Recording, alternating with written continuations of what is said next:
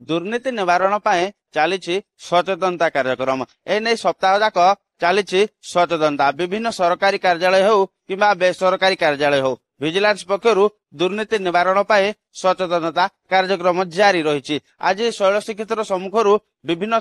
School छात्र छात्री मानक नहीं एक सचेतनता रथ बाहर सहित सचेतनता रैली भी बाहरी एने टिके आलोचना करी आम सह अतिरिक्त जिलापाल रही आलोचना करी आज्ञा कौन कहे निवारण सप्ताह चली विजिलेंस पक्षर जारी रही सचेतनता आज गोटे सचेतनता रैली जाइए सहर सारा परिक्रमा कर लोक मान सचेतनता कर शुभारंभ कर कौन कहे विषय निश्चित भाव एक स्वागत योग्य पदक्षेप आप जानते आम ओडिशा रे अक्टोबर 27 रु नवेम्बर 2 तारीख पर्यंत दुर्नीति निवारण सप्ताह पालित होउची। आम जिला स्तर में आम सप्ताह व्यापी विभिन्न कार्यक्रम आयोजित करूँ। आज यही परिप्रेक्षी स्कूल छात्र छात्री मानक नहीं आम एक सचेतनता रैली करूँ एवं अपराह्न जिला स्तर गोटे आउे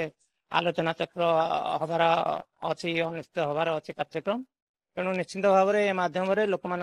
जनसचेतन सृष्टि करवा छात्र छात्री मान सचेतनता सृष्टि करवा किपरि देशरू राज्यरू आमर दुर्नीति हटिबो से दिगरे समस्ते व्यक्तिगत स्तर में आनुष्ठानिक स्तर में समस्ते जत्न चेष्टा कर आवश्यकता अच्छी कारण दुर्नीति हटिले आम एक सुस्थ समाज समृद्ध राष्ट्र कल्पना कर जिला अतिरिक्त जिलापाल जहाँ कहते जे दुर्नीति हटिले आम गोटे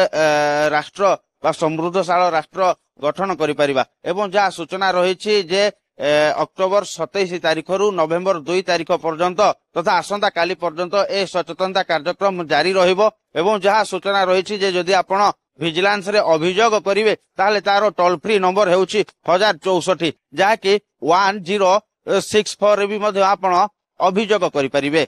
अनुगुल राजेश पात्र रिपोर्ट एमबीसी टीवी।